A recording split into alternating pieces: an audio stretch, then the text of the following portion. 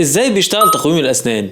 يا ترى ازاي؟ طب ايه هو شكل العضة الطبيعية؟ طب تقويم الاسنان المفروض يقعد قد ايه؟ ازاي دنيا تقويم الاسنان دي بتشتغل؟ وده اللي هنعرفه في الفيديو ده. اول حاجة لابد ان انت عشان تفهم ازاي تقويم الاسنان بيشتغل تعرف شكل العضة الطبيعية ازاي اللي احنا عايزين نوصل له. الشكل هو ده الشكل النهائي. لو ركزت في الناب شوف مكانه فين مع علاقته بالناب اللي تحت. السنان الامامية ازاي علاقتها بالاسنان اللي تحت، والضروس ازاي علاقتها ببعضها. فلابد ان احنا نوصل لهذا المكان او هذه القفله بتاعه العضه. طب ايه المشكله؟ هل كل الناس عضتها بالشكل المثالي ده؟ لا طبعا، غالبيه الناس عضتها ما هياش طبيعيه او عضتها ما هياش بالشكل ده. تعالوا نشوف العضات المختلفه. في واحد عنده ضب زي ما هيظهر لنا كده، في واحد عنده العكس، ضب تحت، اسنانه اللي تحت هي اللي طالعه لقدام. في حد مثلا ممكن يكون عنده عضه مفتوحه، او في واحد ممكن يكون عنده اوفر بايت، السنان الاماميه عضه على السنان اللي تحت، او ممكن يكون عنده زحمه في الاسنان.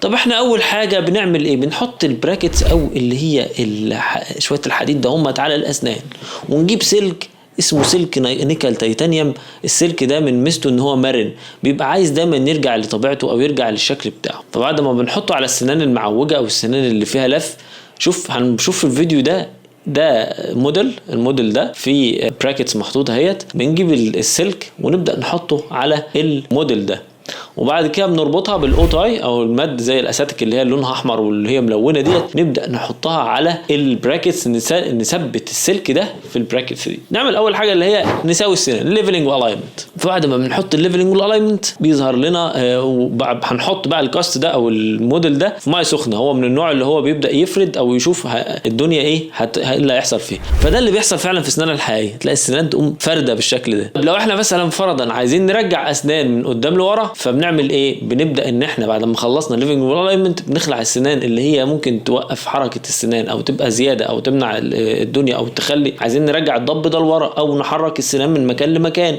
طب بنعمل ايه؟ بنحط سلك مش زي النيكل تيتانيوم، بيبقى سلك قوي جدا، بيبقى ثابت في مكانه، ما هوش عنده درجه المرونه عشان السنان ما تلقش. وبعد كده بنحط حاجه زي باور تشين، حاجه زي البتاع ديت. وهنشوف برده في الكاست لما نحطها على السنان اللي هيحصل، تقوم السنان راجعه، الباور تشين دي مرجعه السنان. ده بيحصل في اسناننا الطبيعيه. طب ايه الحركات التانية اللي ممكن نعملها؟ برضو حركات دايما الشد زي ما احنا شايفين مثلا كده. بنحط مسمار على سبيل المثال، ولو عايزين نقوم مرجعين بيه الفك العلوي اللي هو الضب، بنقوم راجعين بيه. نحط مسمار فوق ونحط زي حاجه كده، ونبدا نشد الفك الامامي بالمنظر ده. او ممكن العيان يبقى عنده عضه فوله بالشكل ده، فنبدا ان احنا عايزين نطلع السنان الاماميه زي ما هزرنا في الفيديو بان احنا نحط مسمارين ونبدا نسحب السنان ديت لفوق. او العكس ممكن برضو نفس الشيء يحصل، نحط مسمار تحت وننزل الاسنان ديت لتحت. او في طرق تانية لو العيان ده بيعض، ان احنا نحط مثلا حاجه زي ريموفبل ابلاين زي البتاع ديت والعيان بيعض عليها، ودي بتبدا تعدل الاسنان. او لو العيان بيعض في حاجه اسمها كروس بايت او عضه معكوسه، نبدا نحط حاجه مثلا زي الجهاز ده بيتحط ويبدا ان هو يزق السنان شويه عشان ترجع تعض في الشكل الطبيعي. في النهايه وفي المجمل احنا عايزين نوصل للشكل المثالي ده. ايه التقويم بيشتغل؟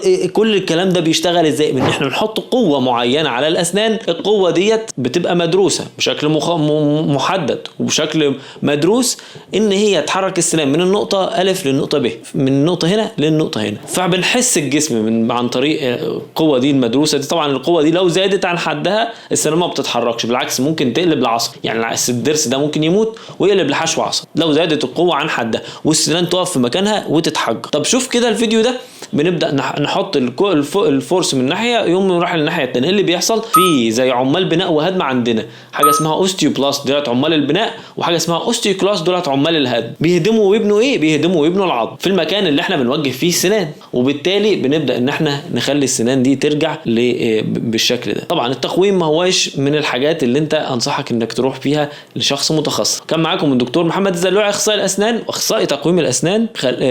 بتمنى ان انتم تشتركوا في القناه وتفعلوا الجرس، ومع الف سلامه، ويا ريت تشارك الفيديو ده.